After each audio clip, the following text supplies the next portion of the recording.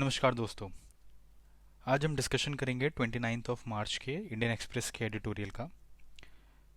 तो आज हमारे पास कुछ 5 आर्टिकल्स हैं डिस्कस करने के लिए, जिसमें इम्पॉर्टेंट कंटेंट आपके अराउंड 3 आर्टिकल्स में है या 4 आर्टिकल्स में है, और एक में लूज इन्फॉर्मेशन है जो कि आप बस एक ऐसा साइड इन्फॉर्मेशन के तरह अपने पास रख सकते हैं, और क्योंकि वो हाईली टेक्निकल है उतना नेसेसिटी नहीं है। ठीक है, तो आइए शुरू करते हैं। देखिए, पहला आर्टिकल जो है वो अगेन CUET के बारे में आया है, कॉमन यूनिवर्सिटी एंट्रेंस टेस्ट, जो कि यूजीसी ने बोला है। अभी तक आपने जो पीछे भी इसके बारे में 2 आर्टिकल आ चुके हैं जो हम ऑलरेडी डिस्कस कर चुके हैं, उनमें आपने देखा है कि उसके बारे में उसके अंदर इन डेप्थ इन्फॉर्मेशन दी गई थी। अब यहाँ कुछ क्रिटिकलिटी की बात आती है। तो देखिए, यहाँ पर पहले जो राइटर ने है उसने उसको बोला है कि हाँ, बिकॉज क्योंकि अलग अलग जैसे कि सबसे ज़्यादा एस्पायर्ड होता है कि सीबीएसई, देन उसके बाद आईसीएसई, फिर बाकी रीजनल बोर्ड, तो काफ़ी डिस्पैरिटी आ जाती है जो एजुकेशन का लेवल है। उसके चलते CUET एक बहुत इंपॉर्टेंट एग्जामिनेशन है और ये लेवल फील्ड लेके आएगा। ठीक है, अब उसके बाद ये यहाँ पर एक दूसरा पॉइंट रखते हैं कि इससे क्या हो रहा है कि आप अगर कोई भी एग्जामिनेशन है तो आप उसके लिए क्या कर रहे हो कि एक ऑब्जेक्टिव टेस्ट रख रहे हो। ठीक है, आपका जो एग्जामिनेशन है वो ऑब्जेक्टिव इन नेचर है। तो अभी यहाँ पर क्या कहने का मतलब है, first the dominant structure of education prevalent in the country is essentially book centric and exam oriented, either rote learning और स्ट्रेटेजिक लर्निंग। समझ रहे हैं, यहाँ पर राइटर कह रहा है कि हमारा जो एग्जामिनेशन और हमारे जो पढ़ाई करने के तरीके हैं बच्चों में, वो क्या है कि रटने की आदत है चीज़ों को, उतना कॉन्सेप्चुअल क्लैरिटी नहीं है। फिर उन्होंने कहा है कि अभी जो आप कंडीशन देख रहे हो यहाँ पर, फिजिक्स का मतलब है फिटजी की फिजिक्स। ऐसा आईआईटीएंस के बीच जो बच्चे आईआईटी की प्रिपरेशन कर रहे हैं उनके बीच में ऐसा माहौल है। देन मैथ्स की इंपॉर्टेंस वहीं तक है जहां तक कोटा की कोचिंग समझती है कि हाँ, हम ये मैथ, ये इंपॉर्टेंट मतलब सिलेबस सेंट्रिक इन्फॉर्मेशन ही दी जाती है। जो सिलेबस है, जो एग्जाम में पूछा जाएगा, हम वही पढ़ाएंगे। अब क्या बोला जा रहा है, अब इसको आप कनेक्ट करने की कोशिश करिए। अगर CUET जो एग्जाम होने जा रहा है, अगर वो यहाँ पर इतना MCQ सेंट्रिक और ऑब्जेक्टिव हो जाएगा, तो फिर स्कूल्स में भी उसी तरह पढ़ाया जाएगा कि बच्चे वो ऑब्जेक्टिव एग्जाम क्लियर कर सकें। तो मतलब वहाँ का सिलेबस का दायरा, अगर एनसीईआरटी ने अराउंड मान लीजिए किसी एक क्लास में 12 चैप्टर्स को रखा है कैरिकुलम में, तो वो वहाँ पर रिड्यूस होकर बस उन्हीं उन्हीं चैप्टर को पढ़ाया जाएगा जो हाई प्रोबेबल टॉपिक हैं क्वेश्चन पेपर में आने के। इससे क्या होता है, अब यहाँ पर क्या बोल रहे हैं कि पहली बात तो है कि इस माहौल से, स्कूल से हट करके स्टडी अब केवल कोचिंग सेंट्रिक हो जाएगी। Gigantic coaching centres and fancy edtech companies, इनके हाथ में पूरा एजुकेशन चला जाएगा। स्कूल की इंपॉर्टेंस उतनी नहीं रह जाएगी, क्योंकि स्कूल को तो एनीवे सारे के सारे सब्जेक्ट्स पढ़ाने हैं, बट क्योंकि CUET डिमांड कर रहा है कि आपको ऐसा ऐसा चाहिए, तो हम ऐसा ऐसा ही पढ़ाएंगे। वो पढ़ने के लिए आप कोचिंग में आइए या एडटेक में आप पैसा दीजिए। ये एक माहौल ज़्यादा बड़ा खड़ा हो जाएगा। अब वहाँ पर दूसरा क्रिटिकल पॉइंट है। पहला क्रिटिकल पॉइंट ये है कि ये जो कोचिंग माफियाज हैं और जो एडटेक कंपनी, उनको और प्रमोट कर रहा है। दूसरी चीज़ है कि ये हमारी क्रिएटिव लर्निंग को भी किल कर रहा है। क्यों? क्योंकि अगर आपको मान लीजिए कि साइकोलॉजी का कोर्स पढ़ना है, आपको किसी सोशल साइंस में पढ़ना है, तो वहाँ पर लिमिटेशन है। अगर मैथमेटिक्स हो सकता है, फिजिक्स और साइंस रिलेटेड सब्जेक्ट है, तो वहाँ ऑब्जेक्टिविटी और कॉन्सेप्चुअल क्लैरिटी चेक कर सकते हैं। बट अगर वो ह्यूमैनिटीज़ के सब्जेक्ट हैं, तो आप कैसे चेक करेंगे वहाँ पर कि क्या वो इम्पोर्टेंट है? जो ऑब्जेक्टिव में आ रहा है वो आपकी ह्यूमैनिटीज़ की इन्फॉर्मेशन चेक कर लेगा। क्यों? क्योंकि आपको ह्यूमैनिटीज़ में एक आर्टिकुलेशन होना चाहिए, आपको चीज़ों को समझना चाहिए, उसको सोशल फैबर से कनेक्ट करना चाहिए। इस तरह आपको चीज़ें समझनी होंगी वहाँ पे। अब यहाँ पर यही कह रहे हैं कि आर्ट ऑफ इंटरप्रिटेशन वो नहीं डेवलप होगी तो फिर कैसे होगा? क्योंकि आपको जो एग्जामिनेशन टेस्ट कर रहा है वो आर्ट ऑफ इंटरप्रिटेशन को तो देख ही नहीं रहा है, वो आपकी कॉन्सेप्चुअल क्लैरिटी, ऑब्जेक्टिव। तो यहाँ पर राइटर का कहने का अगला पॉइंट ये है कि सोशल और ह्यूमैनिटीज़ के सब्जेक्ट के लिए ये एग्जामिनेशन सुटेबल नहीं है एक तरीके से। अब यहाँ पर दूसरी बात करते हैं। आप अगर अभी अपना करंट एग्जाम देखिए, जो आप यूपीएससी की प्रिपरेशन कर रहे हैं, तो वहाँ भी आपसे जो मेन आंसर राइटिंग में आपका आर्टिकुलेशन ही चेक करते हैं, आप कितने अच्छे व्यूज़ प्रेजेंट कर रहे हैं। हालांकि आप उसको ब्यूटिफाई करेंगे, अलग अलग स्पीकर्स के कोट लेंगे, बट आप उस टॉपिक के बारे में क्या समझ रहे हैं, इस पे आपको ज़्यादा नंबर मिलेंगे मुकाबले आप दूसरे का कितने अच्छे से कॉपी कर रहे हैं। So this is the case. आप इंटरव्यू में बैठेंगे तो वहाँ आपके व्यू जाने जाते हैं। हालांकि आपके व्यू का जो बेस बनता है वो दूसरों के व्यू जान के ही बनता है, बट एक आपको सोसाइटी को देखने का एक अलग नज़रिया मिलता है। तो यहाँ पर वही बात करी जा रही है कि बियॉन्ड सीयूटी होना चाहिए। तो देखिए इसमें सोल्यूशन की बात नहीं करी कि सोल्यूशन आपको समझना चाहिए कि यहाँ पर जैसे कैट के एग्जामिनेशन में होता है कि आपके एक्स्ट्रा करिकुलर एक्टिविटीज़ के भी अलग मार्क्स जुड़ते हैं, तो उस तरह का कुछ यहाँ पर सीयूईटी में भी वेटेज होना चाहिए। फिर अगेन वहाँ भी एम्बिग्यूटी आ जाती है क्योंकि कोई स्ट्रिक्ट पैरामीटराइजेशन नहीं है। तो this is the case. I hope कि आप आर्टिकल को समझ गए। आर्टिकल में राइटर ने 2 पॉइंट पर एम्फेसिस किया है कि सीयूटी ऑब्जेक्टिविटी सेंट्रिक होने की वजह से वो कोचिंग माफिया और एटेक कंपनीज को प्रमोट करेगा। दूसरा है कि इस पर्टिकुलर एग्जाम की स्कीमा के चलते जो सोशल साइंसेज और ह्यूमैनिटी के सब्जेक्ट है जहाँ पर क्रिएटिविटी और आर्टिकुलेशन चेक किया जाता है, आप कितने अच्छे से सिचुएशन को इंटरप्रेट कर पा रहे हो, वो सारी चीज़ों को कैसे टेस्ट करेंगे एग्जामिनेशन में, ये पॉइंट है। ओके, आई होप आपको ये आर्टिकल क्लियर हो गया होगा। और ये आर्टिकल आपका अगेन GS2 का आर्टिकल है, तो आई होप कि आप समझ गए होंगे क्योंकि एडुकेशन से रिलेटेड सीयूईटी का GS2 में ही आएगा। नाउ बिसीज्ड कोलंबो, ये भी हमारा GS2 का आर्टिकल है। GS2 में आपका नेबर्स के बारे में है, तो ये श्रीलंका पे है। श्रीलंका में क्योंकि आप पहले से ही जान रहे थे कि काफ़ी हाईली इंडेप्टेड कंट्री थी, काफ़ी यहाँ पर इनके ऊपर कर्ज हो गया था, तो उसके रिगार्डिंग है। क्योंकि अब वहाँ से रेफ्यूजीज ने आना शुरू कर दिया है रामेश्वरम में, क्योंकि वहाँ फूड और वर्क की स्कैरसिटी हो गई है, फूड इन्फ्लेशन बहुत हाई हो गई है। अब हमें और रेफ्यूजीज की भी एक्सपेक्टेशन है कि हो सकता है कि इन्फ्लक्स ऑफ इकोनॉमिक रेफ्यूजीज आना शुरू हो जाएं। ठीक है, अब देखिए इंडिया ने करीब करीब 2.5 बिलियन का उनको फाइनेंशियल एड अपनी तरफ से बढ़ा दिया है, और श्रीलंका की एस जयशंकर विजिट भी चल रही है, तो वो सब के चलते जो है यहाँ पर इंडिया उनको असिस्टेंस दे रहा है। अब पे रीजंस देख लेते हैं कि क्या रीजंस हैं ये सिचुएशन के श्रीलंका में। पहली बात है कि वहाँ का जो टूरिज्म है वो हिट हो गया। ओके, उसके बाद है टूरिज्म के बाद आपकी यूक्रेन वाली वार से वहाँ पे शॉर्टेज ऑफ एसेंशियल गुड्स हो गया। तो एक रीज़न आपका क्या हुआ, टूरिज्म कोविड की वजह से इम्पैक्ट हुआ। दूसरी चीज़ है आपका यूक्रेन वॉर की वजह से वहाँ पर एसेंशियल गुड्स की सप्लाई है। तीसरी चीज़ है कि इन्होंने हम्बन टोटा बनाने के लिए चाइना से जो इतना इनडेप्थ हो गए थे, उसके चलते इनके पास अब पैसा नहीं बचा है। ओके, 2005 से लेके 2010 तक में, 2015 तक में जो एक्सपेक्टेड था इंफ्रास्ट्रक्चर ये बिल्ड कर रहे हैं चाइना से पैसा लेके, उसने उस तरह परफॉर्म नहीं किया। 3 रीज़न हो गए। उसके बाद है इन्होंने एक गलत समय पे ऑर्गेनिक फार्मिंग को प्रमोट कर दिया। उससे क्या हुआ कि फर्टिलाइजर्स की शॉर्टेज हो गई और इनके यहाँ का आउटपुट भी कम हो गया, क्योंकि अभी फर्टिलाइजर्स की भी शॉर्टेज है फर्टिलाइजर्स की, तो उन सब के चलते। तो 4 रीज़न ये हो गया आपके, टूरिज्म, एसेंशियल गुड्स की सप्लाई यूक्रेन के चलते, दूसरा यूक्रेन के ही चलते आपकी फर्टिलाइजर्स की सप्लाई और इनका प्रमोशन ऑफ ऑर्गेनिक फार्मिंग गलत टाइम पर, और चौथा इन्होंने जो इतना इंडेप्थ ले रखा है। अब इनको बीजिंग को $3 बिलियन सर्व करना है, जिसमें बीजिंग इनकी हेल्प नहीं कर रहा, बट इंडिया स्टेप इन कर चुका है। इंडिया ने बोला है ट्रिकोनमली ऑयल टैंक फार्म्स और रिन्यूएबल प्रोजेक्ट्स और कल्चरल सेंटर एट जाफना, इसमें इंडिया इनके डेवलपमेंट कर रहा है। आप प्लीज़ इसकी लोकेशन देख लीजिएगा कहाँ पर है।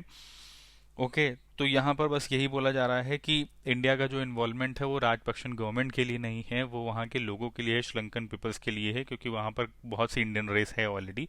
तो आप देख रहे हैं, बस यहाँ पे राइटर ने बोला है कि इंडिया को कॉशियस रहना चाहिए, बिल्कुल बहुत ज़्यादा ओवर इंक्लूडेड नहीं होना चाहिए चीज़ों में लेके। ओके, सो ये हमारा दूसरा आर्टिकल हो गया। तीसरा article, open in deep dead. Okay, open in deed.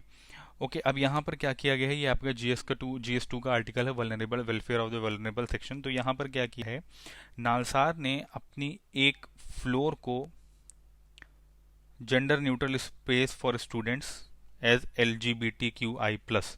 Okay, उन्होंने अनाउंस कर दिया कि एक फ्लोर उनके हॉस्टल में जेंडर न्यूट्रल स्पेस रहेगी, जो लोग अपने आप को LGBTQI कंसिडर करते हैं उनके लिए वो फ्लोर उन्होंने वो स्पेस दिया है। अब यहाँ पर क्या है कि ये पहला ऐसा इंस्टीट्यूट नहीं है, इसके पहले Tata institute of social sciences और अशोका यूनिवर्सिटी ने भी ऐसा किया है, बट इतने बड़े लेवल पर नहीं किया है। उन्होंने जेंडर न्यूट्रल स्पेस बनाया है, लाइक न्यूट्रल वॉशरूम और ऐसे करके जो उन्होंने छोटी छोटी चीज़ें करी हैं, बट इन्होंने पूरा पूरा एक बेसिकली एकोमोडेशन के पर्पस पे ही इन्होंने हॉस्टल एकोमोडेशन का पार्ट ही बना दिया है उसको, तो ये एक बड़ा स्टेप है।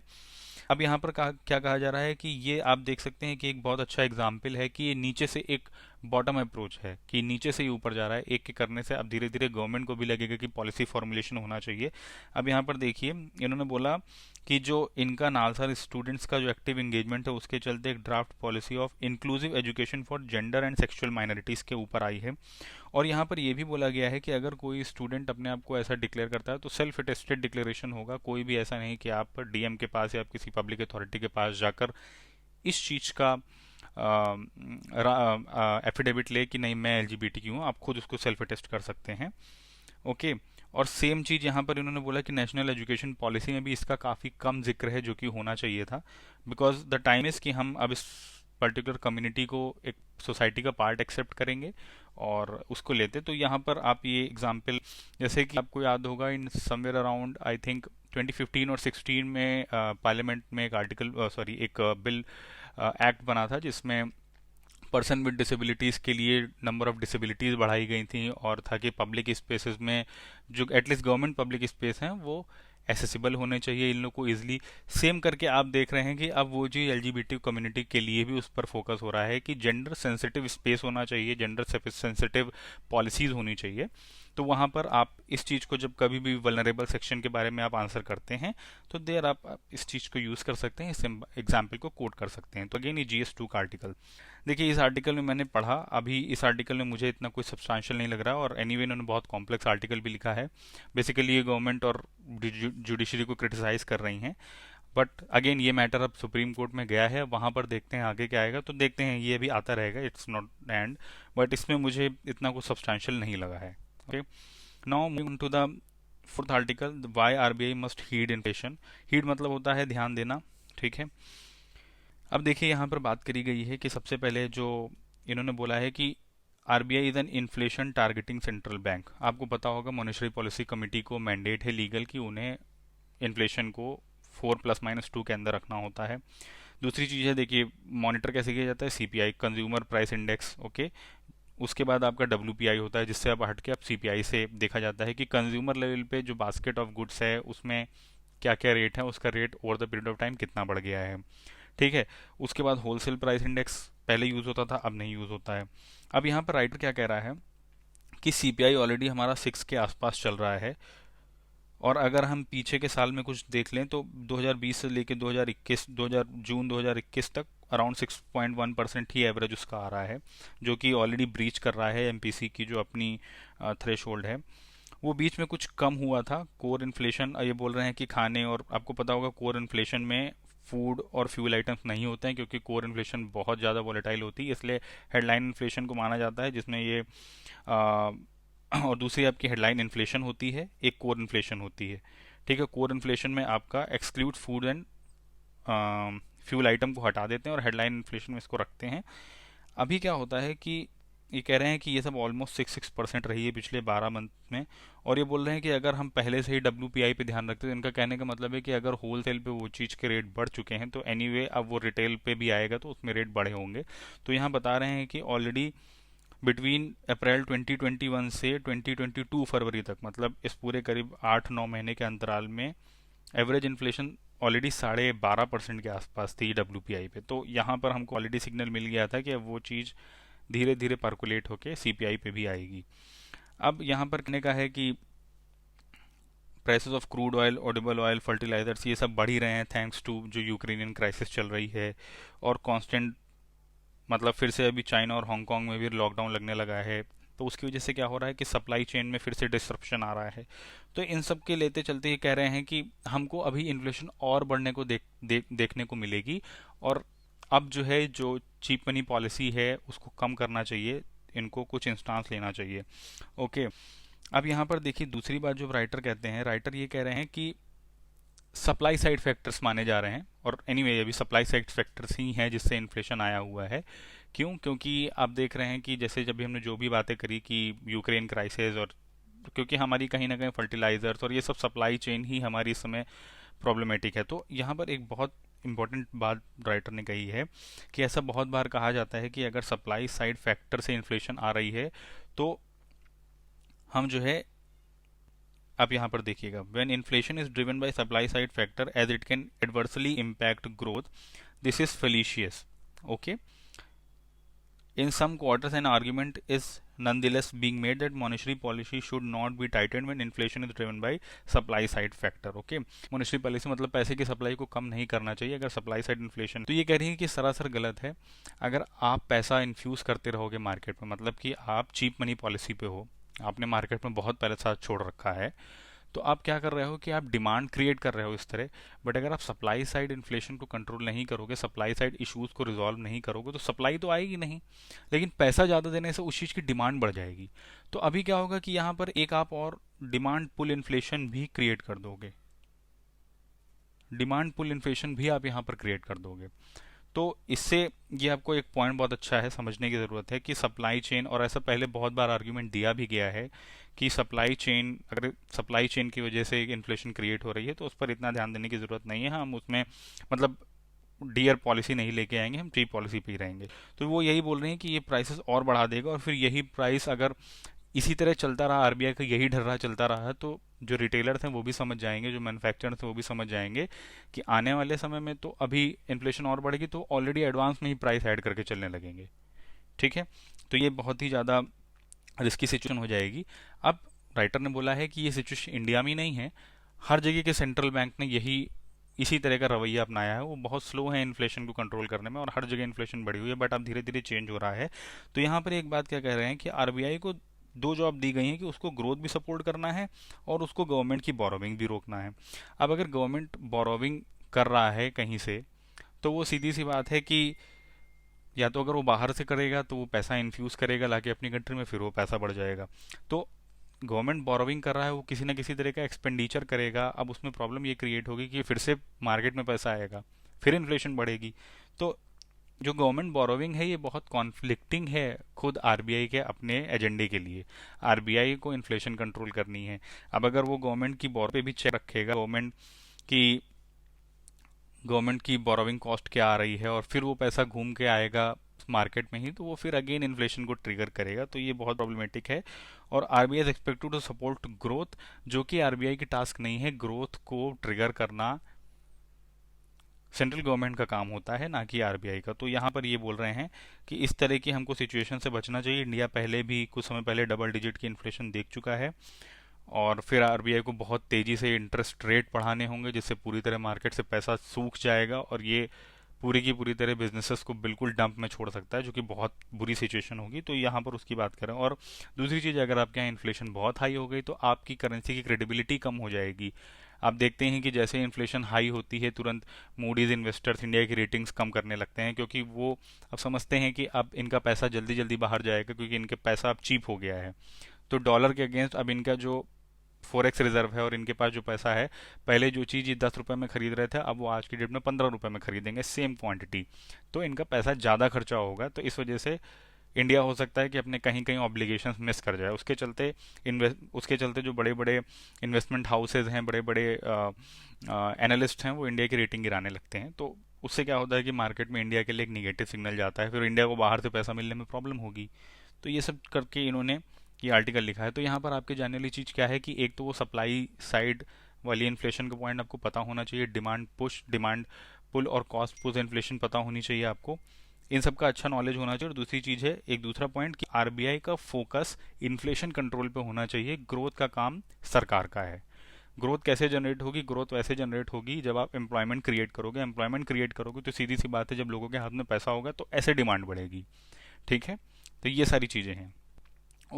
होप आर्टिकल आपको क्लियर हो गया होगा। अब एक लास्ट आर्टिकल है। लास्ट आर्टिकल ये देखिए, सी राजा मोहन जी के आर्टिकल इंटरनेशनल रिलेशंस के लिए बहुत फेमस हैं, but to be honest this article में कुछ नहीं है ऐसा। इसमें क्या बोला गया है कि पोलैंड की तरफ से अभी क्या बोल रहे हैं कि यूक्रेन क्राइसिस में क्या हुआ, कि जैसे आपका मान लीजिए ये आपका पूरा, मान लीजिए ये आपका यूरोप का मैप है, इसमें आपके यहाँ पर देखिए, इसमें यहाँ पर आपका इधर यूक्रेन है, यूक्रेन के अलावा इधर आपका बेलारूस है, इधर आपका ये पोलैंड आता है, और उसके बाद फिर इधर जर्मनी आ जाएगा, फिर इधर आपका फ्रांस आ जाएगा, फिर यहाँ बीच में छोटी छोटी कंट्री हैं, और इधर आपका बेल्जियम आ जाएगा, इधर आपका स्विट्जरलैंड आ जाएगा, इनके बीच में सैंडविच है, इधर आपका लग्जमबर्ग लगा हुआ है।